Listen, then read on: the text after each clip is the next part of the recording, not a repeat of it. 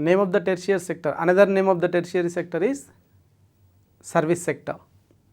Total economy classified into 3 sectors, and first one is agriculture sector, second one is industrial sector, third one is tertiary sector. Tertiary sector we can say service sector also. In tertiary sector we are going to discuss the necessary services which are essential for the development of agriculture sector and industrial sector. Here agriculture sector needs some services. For development of agriculture sector, it is depending on the service sector for so many services. For example, irrigation and flood control, electricity, power and communications, information, transport, storage facilities, all these necessary for the development of agriculture.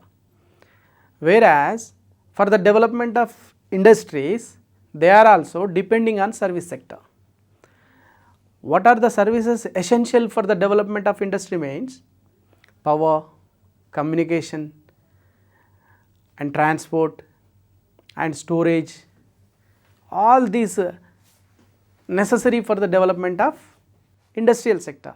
Why? That's why we are saying the services, essential services which are necessary for the development of agriculture sector and industrial sector, it is providing services. That's why this sector name is service sector. Without service sector's help, agriculture will not develop and industrial sector will not develop. Why? That is the reason it is the essential, it is playing a very important role in economic development of one country. We will discuss one by one. What are the components inside the service sector or tertiary sector? What are the total components? For example, in agriculture, agriculture and allieds, animal husbandry, fisheries, all this comes under the agriculture sector. In industrial sector, manufacturing, production, construction, all this comes under the industrial. Like that, in tertiary sector, some components are there. That components one by one we will discuss. Trade, all types of trades comes under this service sector. Hospitality services. Hospitality services means hotels and restaurants. They are providing services to the people. Hospitality, that's why they are saying, it is saying hospitality services. Hotels and restaurants comes under the hospitality. Okay. Next, transport. Transport services is also one of the main component in tertiary sector.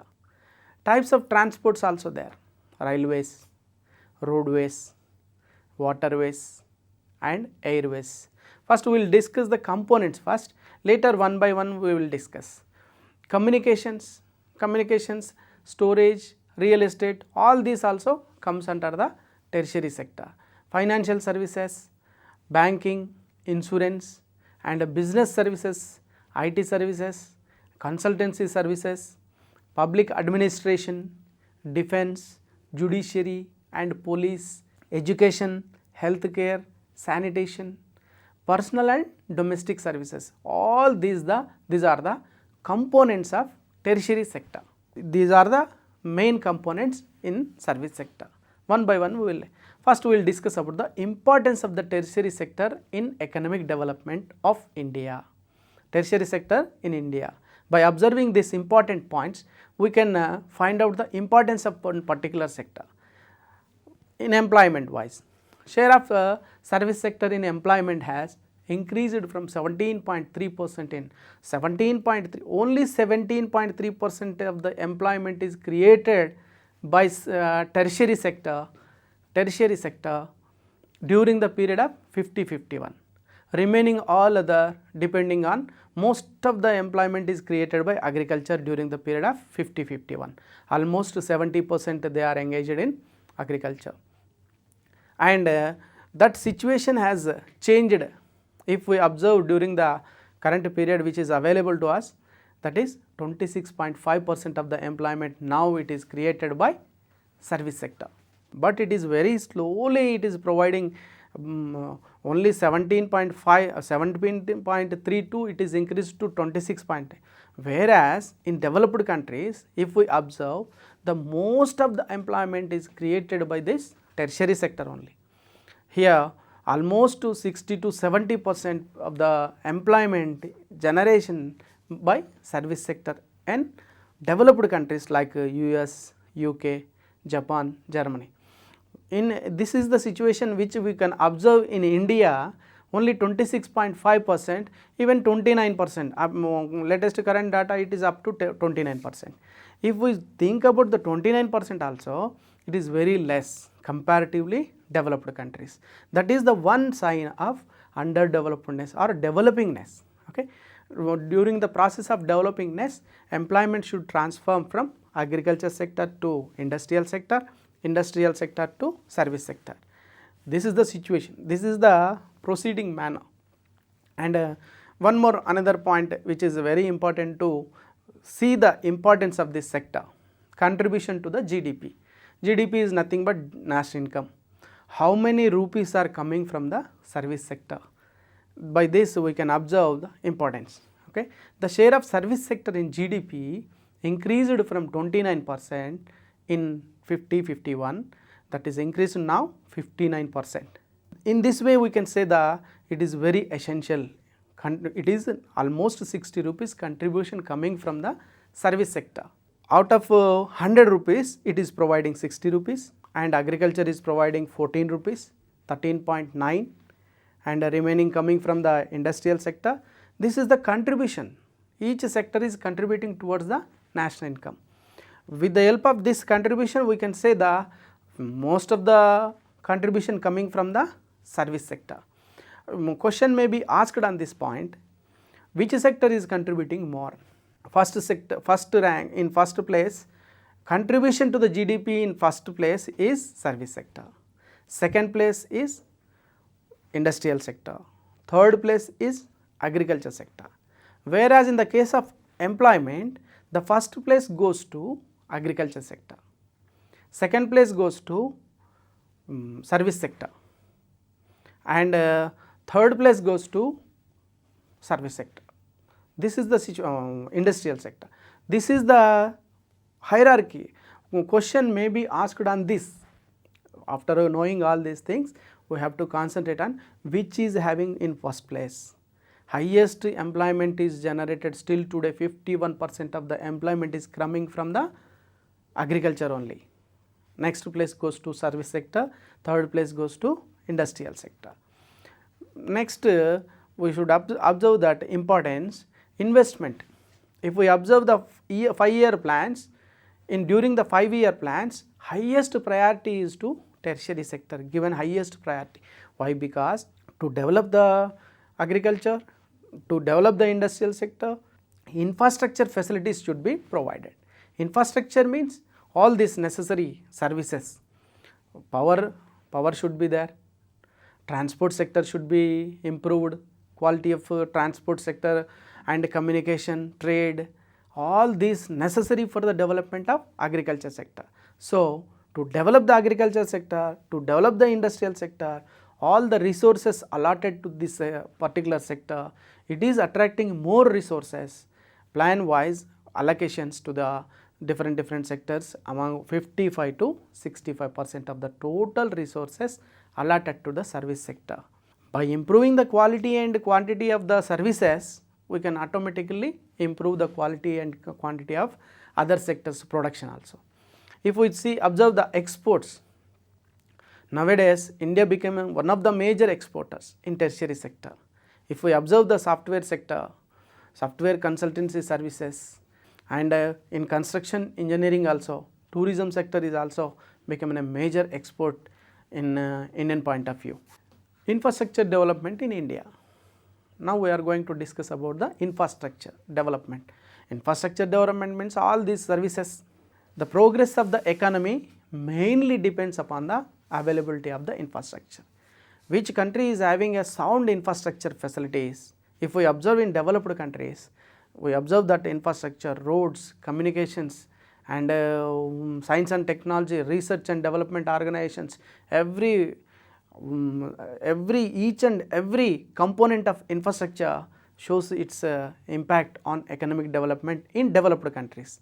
So that first we have to improve the infrastructure, which is essential for the development of economy of one country. That's why the progress of the economy mainly depends upon the infrastructure facility, availability of the infrastructure. Infrastructure includes irrigation, flood control, power, transportation, storage and marketing facilities for agriculture and rural development. All these infrastructure facilities are very essential. And for mining and manufacturing, which comes under the category of industrial sector, industrial sector needs power, transport, storage, communication system, banking and insurance, all these essential components which are required to develop the industrial sector. These type of all services combinedly we can say infrastructure. Now we observe some basic essential, what are the developments we observed in infrastructure. We will observe the table. During the period of 1950-51, we are going to compare with the present period. Trends in the growth of infrastructure in India. We observe some infrastructure development situations during the period between the 1950-51 to 2011-12. If we take the essential element which is necessary for the development of agriculture and industry is coal. During the period of 50-51, it is only 32 million tons of the production is there. It is increased from 32 to 583 million tons. This is the development which we are providing infrastructure to the agriculture and industry sector. Electricity which we observe in billion kilowatts, it is only 5 billion kilowatts during the period of 50-51. It is increased to 877 billion kilowatts during the period of 11-12. Petroleum, crude oil. Petroleum and crude oil. 5.4 million tons of petroleum, crude oil products are during the period of 50-51. That is increased to 18 million tons. And finished steel, if we see that particulars, 1 million ton is available during the period of 50-51. Now it is increased to 73 million tons.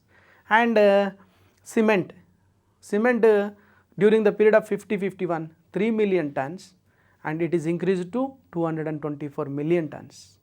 Railway goods and traffic increased from 73 million tons to 969 million tons.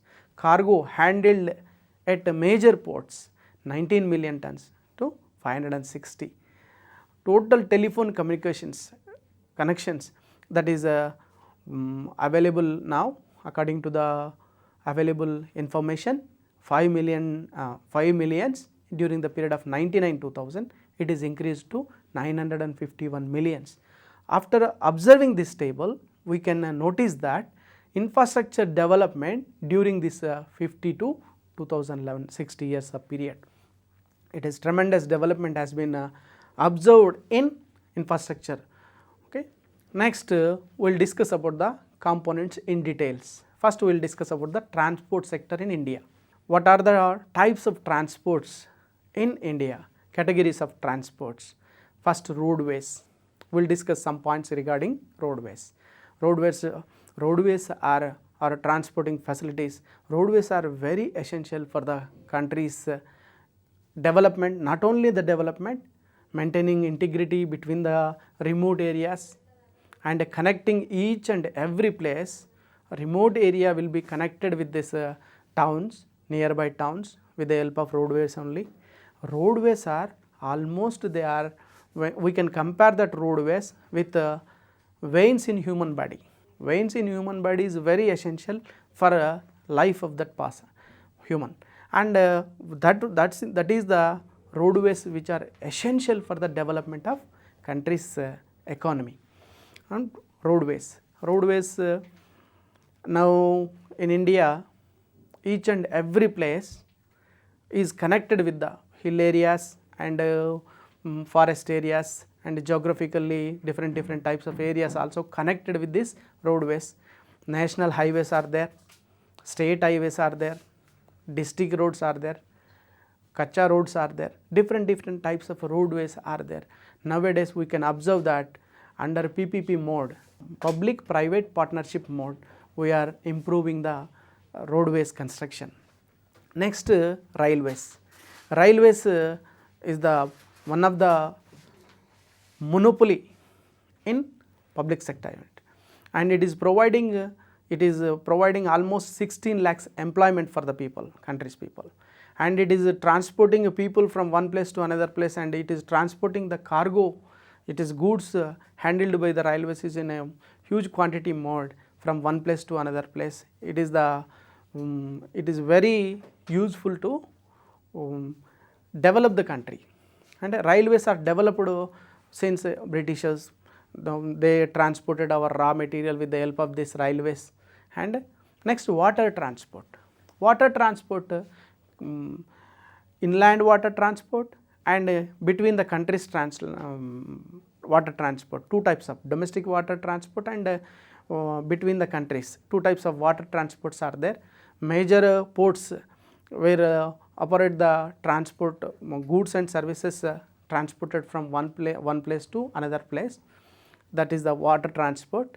Now air transport, costliest mode of transport in the four categories, and fastest the transport also air transport. Cheapest one is water transport, and less polluted is also water transport. But wherever the water is available, wherever the rivers and canals and seashores are available there only it is the possible.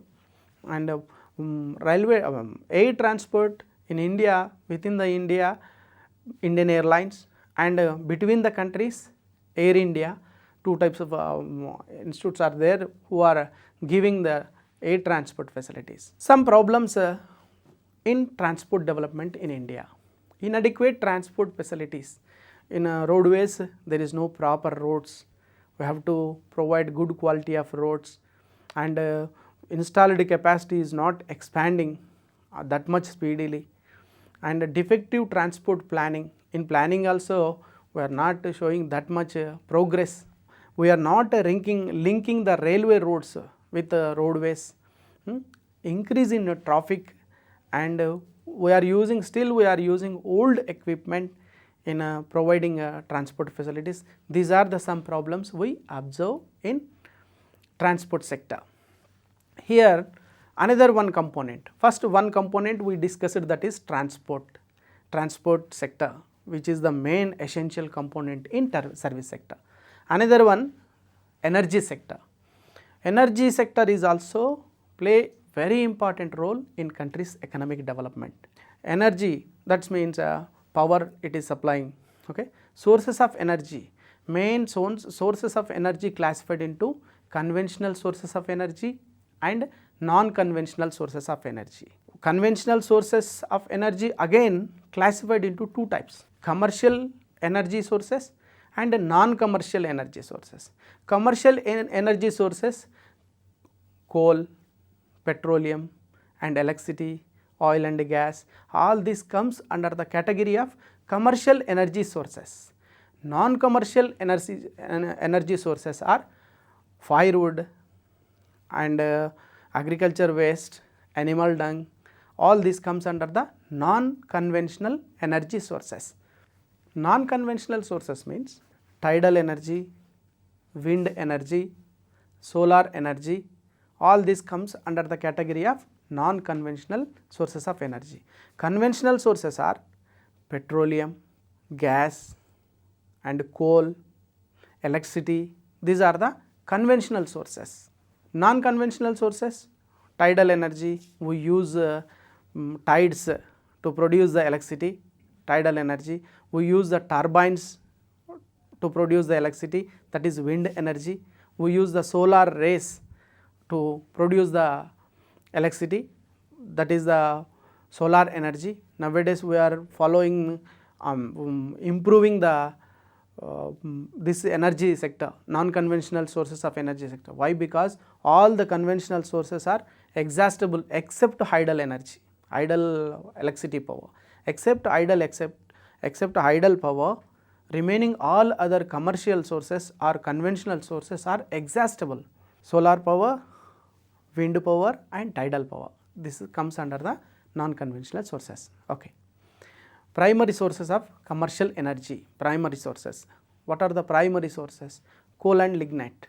Coal is used to produce the electricity, and oil and gases, with the help of oil and gas also we use to produce the power, and electricity use to produce the electricity we use thermal, hydel, and these are comes under the commercial energy sources. Sources of non-commercial means firewood, agriculture wastes, animal dungs. In rural villages still today the people are dependent on firewood for the making food production, and all this for water purpose they are using, mainly they are depending on firewood. 65% of the energy, for the purpose of energy they depended 65% on firewood only in rural areas. Okay. Energy problems in India, some problems which is energy sector is facing. Quality and quantity of coal available in our country is very low. When compared with the developed country, the available quality of coal is very less in India. The dependency of oil and gas imports is increasing. For petroleum products we are depending on other countries.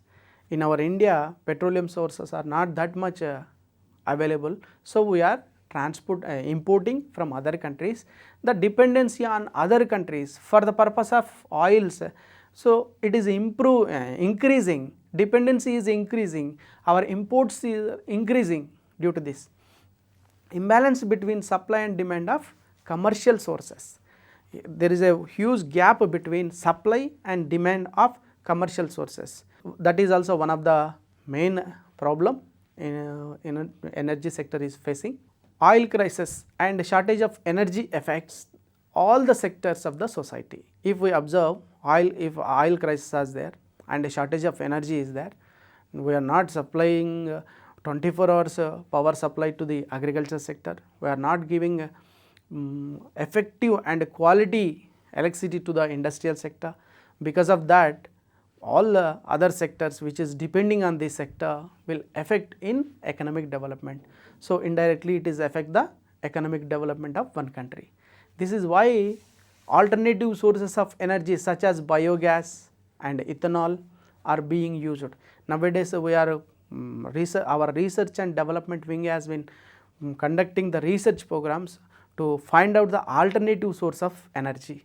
We are developing biodiesel with the help of 𝗳𝗏 and biogas, ethanol, which is a byproduct of sugarcane. All these we are changing our attitude towards the alternative sources. Okay. This is second component. First component is transport sector and second component is energy. Now another one important component in service sector is communications. Communication system provides necessary information about markets and inputs and goods and services which are available and which are in demand, which are more essential for the economic development of one country. All this information is communicated by communications. The communication system comprising of postal services, Indian telegraphs, telecommunications, information services, all these are components of communication. Communications, one by one we will discuss. Postal service is the very old service which is providing services in India. We are having average for 7,000 persons for one post office. We are having almost 1.5 lakh post offices in our India, and it is providing postal services since olden days, 1718 onwards it is providing.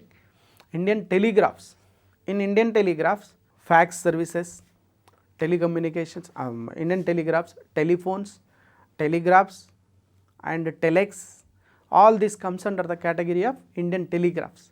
Indian telegraphs is also one of the old services in service sector. Telecommunications, now we observe the telecommunications, and it is earlier it was the monopoly of public sector, but is other private sectors also given chance to provide these services. Telecommunications, in public sector, BSNL and MTNL are the service provider, and other private telecommunications is also there. Information services, one of the major services which are showing very great development, and information services, they are keeping on India in a highlight position by providing information services. Telecommunications, in telecommunications, the telecom policy in 1999, this policy established in Telephone Regulatory Authority of India, TRAI, in 1999 to regulate and control and develop the telecommunication. The Indian government has issued the telecom policy in 1999. Under this policy, TRAI was established. National Telecom Policy 2012, the main objective was to ensure that India plays a leadership role in knowledge intensive global scenario, and it is playing a very leadership role.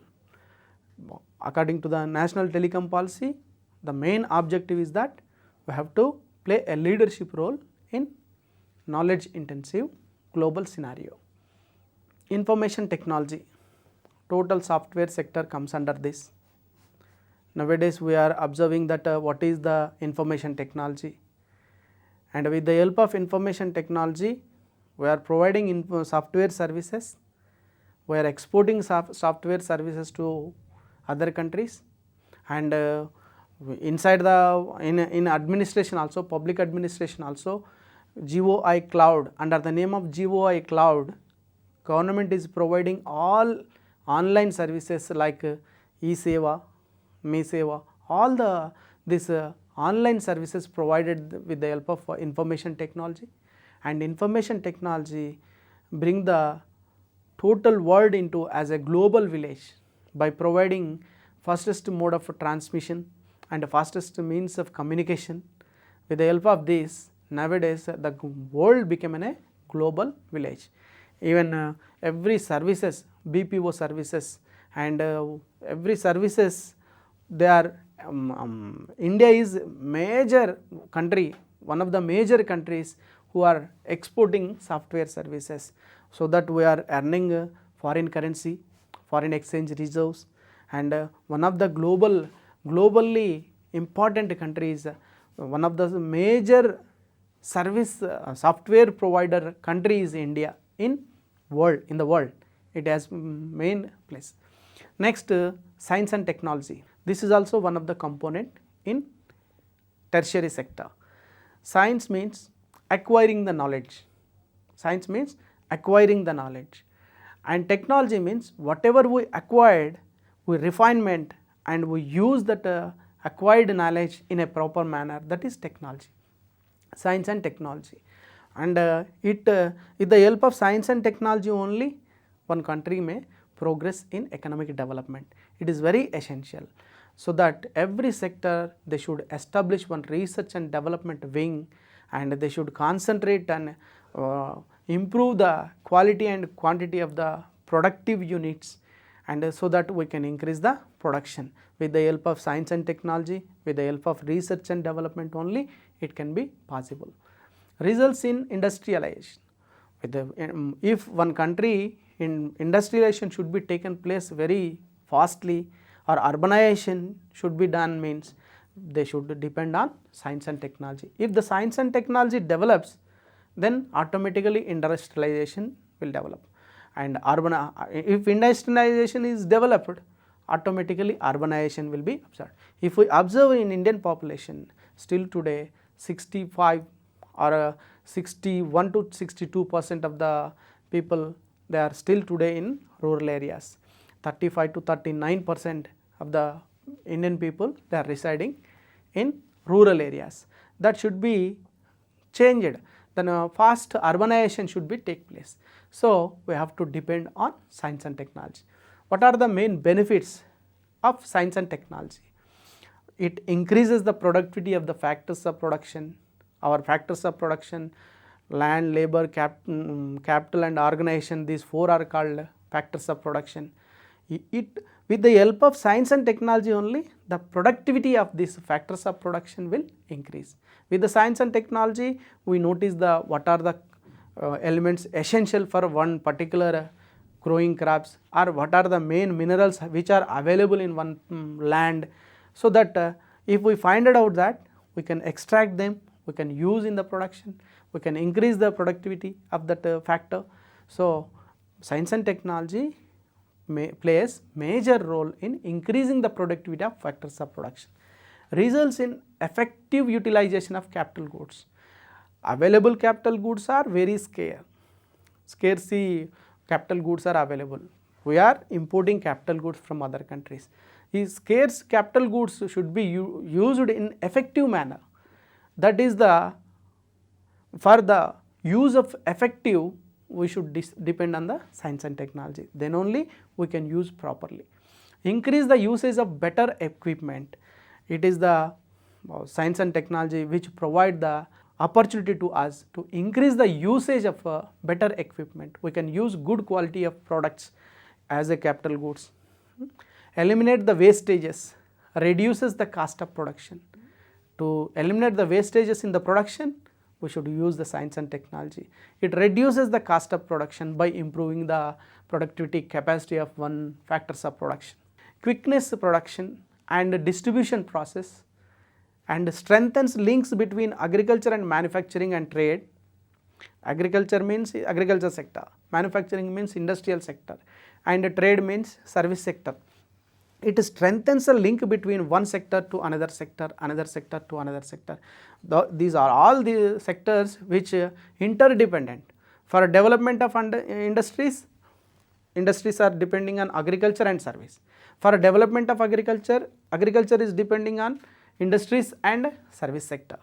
For service sector, by providing the services to develop the agriculture and industries, it is providing the services.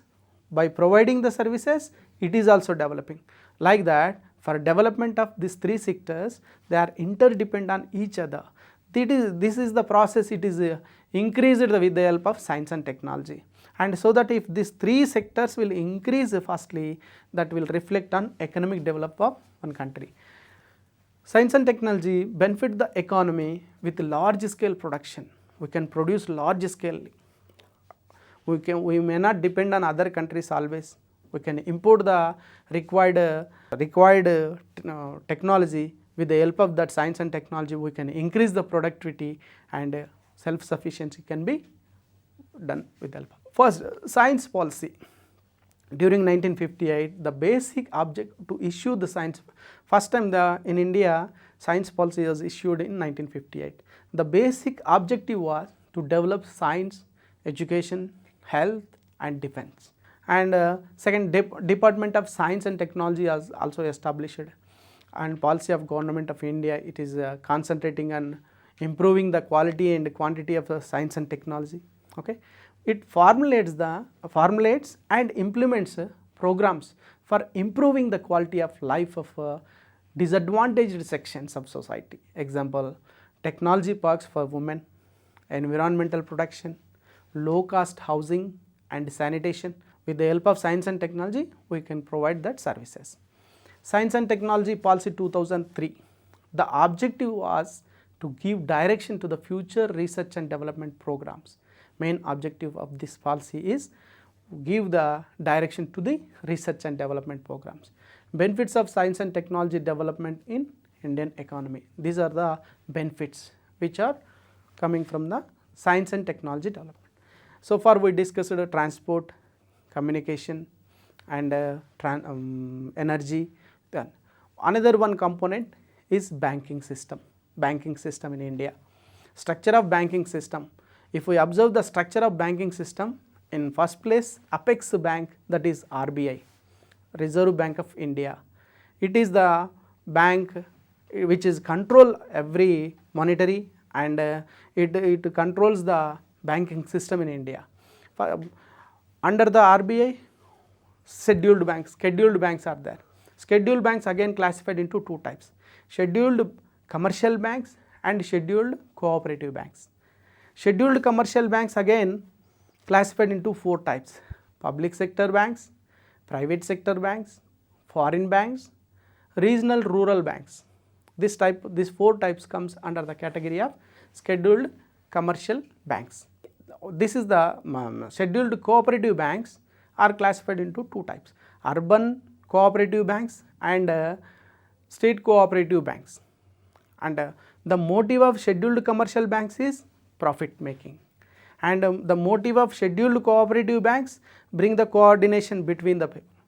This is the main motive of the scheduled cooperative banks. And public sector banks are classified into SBI and its associates, and another one is nationalized banks. Scheduled banks means, according to the act of RBI, these banks should be enrolled in section B and not less than 5 crores of capital, and they comes under the category of scheduled banks. Scheduled banks, that is scheduled commercial banks. Four types of scheduled commercial banks are there. In urban cooperative banks and state cooperative banks. Under the state cooperative banks, the district cooperative banks will work. Under the district cooperative bank, PSCS.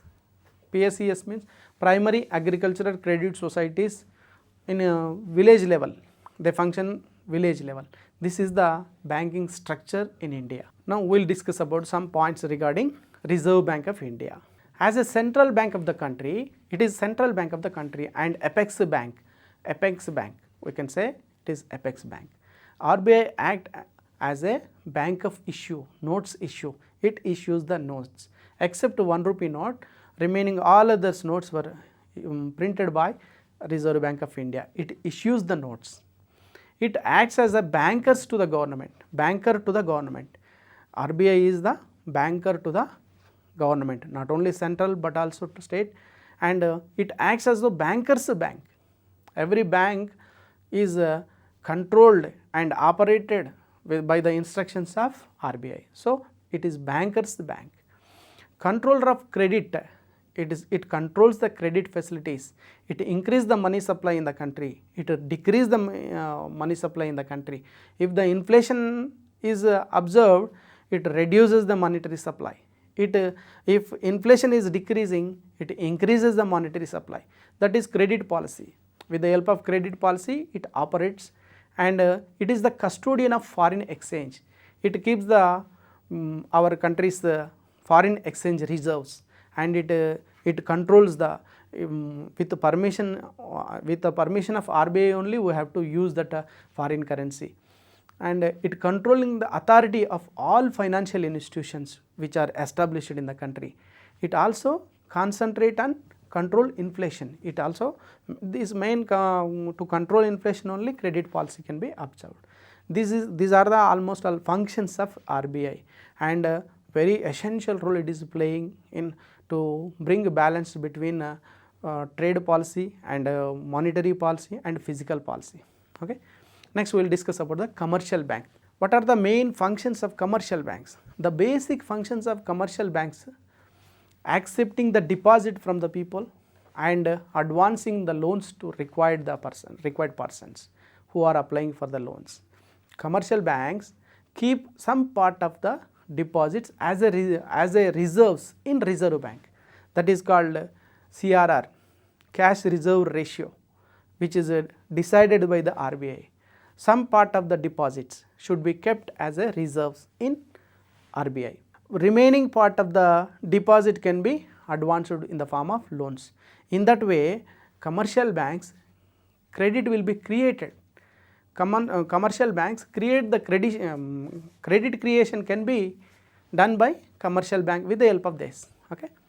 And nowadays we observe that modern banking has introduced merchant banking, underwriting of shares, and debentures for business expansion to the business firms, mutual funds, retail banking to promote consumer loans, and automatic teller machines, ATMs, anywhere banking facility it is given by modern banking system, internet banking, we can transfer money, nowadays giving very important to the internet banking. All these are the facilities provided by the commercial banks. Okay. This is the banking system. Next we will discuss about the insurance. Insurance is a contract that pledges a payment of an amount to the person assured or the nominee in the happening of event insured against. Insurance is the one type of assurance. In the absence of that person, they can provide some economic safeguard to the family, and that purpose in a business also they will make some insurance. This is the insurance facility. Insurance is broadly classified into two types. One is life insurance, another one is general insurance. Life insurance is the organization which is established during 1956. Earlier small insurance companies are there, and by nationalizing them in and established one under the name of Life Insurance Corporation during 1956, and then onwards life insurance is continuing under the one name. And another one service, that is General Insurance Corporation. General insurance is provided for the business purpose and trading and industries, and different types of insurance can be given by general insurance.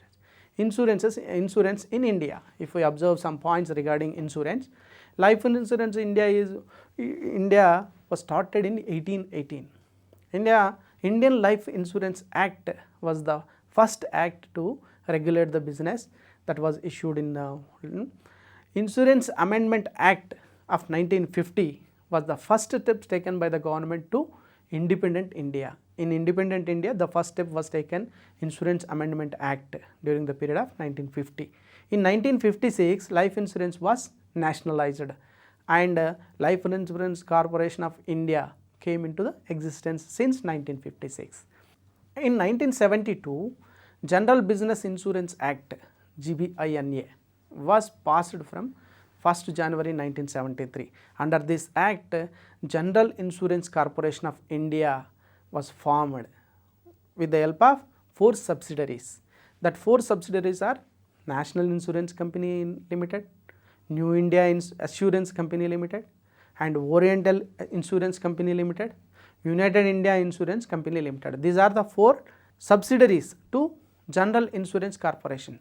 Earlier there was small general insurance companies, and combining all these and nationalizing them since 1973 under the name of General Insurance Corporation, GIC of India was formed, and it is came into the existence with the help of 4 subsidiaries. Insurance Regulatory Authority of India, IRDA, Insurance Regulatory Development Authority of India. It is enacted one act, that is IRDA Act, was passed in 1999. Its duty was to regulate, promote and ensure orderly growth of insurance and reassurance of the business. This is the aim of that act. Okay. Life Insurance Corporation of India, the mission of life insurance was to explore and enhance the quality of life of people through financial security, by giving financial security to the families to improve the quality of life of people. With the help of Life Insurance Corporation, we can buy our security. Okay. General Insurance Corporation of India, the vision of General Insurance Corporation is to be a leading global insurance and solution provider. It is solution provider, and it helps in the industries, in production of it helps in the development of industries by giving insurance to that. Okay. What are the main objectives of LIC? Objective is to spread life insurance to rural areas and to socially economically backward areas at a reasonable cost, and to maximize the saving by making insurance linked saving attractive. It is a life insurance, whether it is life insurance, whether it is GIC, it is collecting the savings from each and every rural areas and small savings also collected in this form by providing insurance facilities. Okay. And to provide security to policy holders, money with higher returns. Okay. To invest policy holders, money keeping in view of the advantage to investors and community. To maintain economy in operation and full realization of investors' money. Like that, the small people can by doing insurance in the LIC, they are putting some investment in the country's development. With the help of that, they can get some returns also. General Insurance Corporation. What are the major objectives of General Insurance Corporation? We will discuss sometime. Building mutual benefited relationship with the business partners. Building mutual beneficial relationship among the business partners. Protecting fair business and practices and ethics. Okay. Applying state of the art technology process, including enterprise risk management and innovative solutions. Applying state of the art technology, they are providing security in this enterprise risk also. Enhancing the profitability and financing strengthening for benefiting the global position. Okay. These are the major objectives of the GIC. Next, another one component, that is tourism. Tourism is also one of the main component which is playing a major role in country's economic development. It is the largest service sector industry in services of world, not only in India. Okay. Tourism, what is the meaning of tourism? Tourism, Government of India defined tourism as a foreign passport holder visiting and staying in a different country for more than a day, but not more than a year, for leisure, entertainment, business, medical purposes, religious and sports, conference, seminars, all whatever the purpose it is, it should be more than a day and less than a 1 year. They may come for the business, they may come for the medical purpose and religious purpose, sports, conference, whatever the purpose it is. But the foreign passport holder visiting and staying in a different country for more than a day, less than a year comes under the tourism. And tourism is a set of socio-economic activities carried out for the tourists. Because of the tourism, here so many activities undertaken. Economic activities will be undertaken and social activities will be undertaken. First we will discuss about the forms of tourism. There are two forms of tourism. One is domestic tourism, another one is international tourism. Domestic tourists are the residents of the country who travel within the geographical area of the country. Inside the country, the people, they are traveling from one place to another place and they are staying more than 1 day and less than one year. They comes under the category of domestic tourism.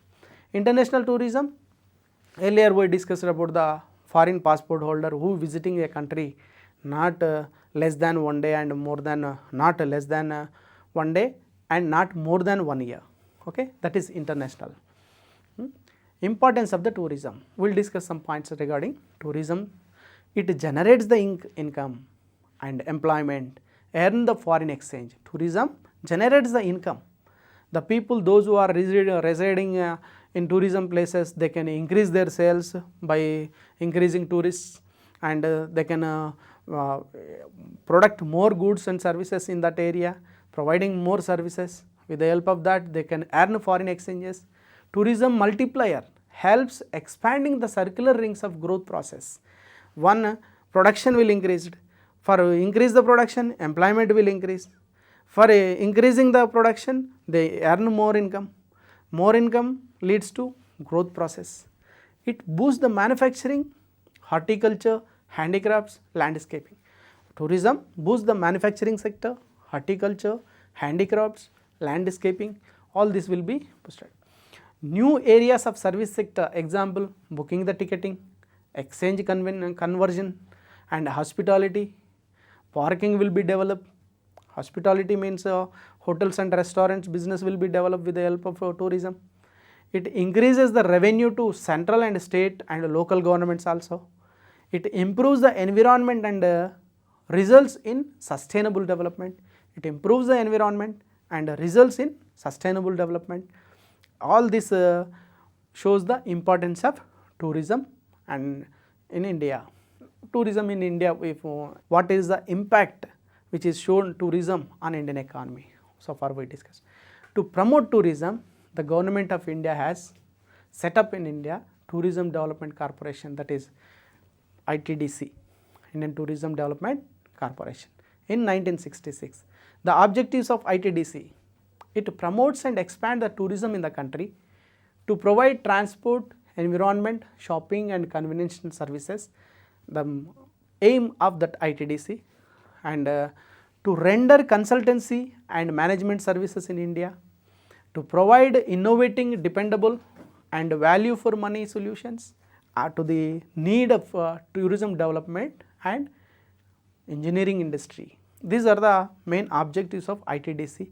With the help of tourism, Indian economy is also increasing its foreign exchange reserves, and these are the main components in service sector. In question point of view, we have to concentrate which is the oldest service sector in India, and one more thing we have to concentrate: GIC, General Insurance Corporation name, now it is a reinsurer. Name is not changed, but it is a reinsurer who are insuring, giving insurance to the insuring companies. That's why we can say reinsurer. Who are the reinsurer? The question may be asked like this: among the given options, who are the reinsurer? LIC, GIC, New India Insurance, Oriental Insurance. If that question may be asked like that, reinsurer is GIC.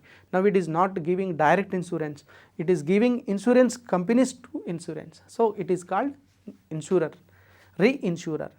Life Insurance Corporation, when it is nationalized, and how many companies are there, by combining all this, now it is LIC. We have to concentrate on that type of points.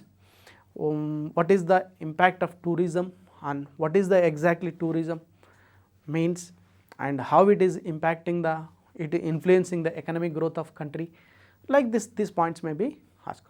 Okay, and question may be asked like that: based on this concept, and acquire some current details also, get some current details also, add them into this, and get this concept and clarity over this concept. What are the transport sector's influence in economic development? What is the major role which is playing? And all these components, concentrate on different components: energy sector, transport sector, communication, science and technology, insurance, banking system, tourism. All these are the components of service sectors, how they are playing in economic development of one country.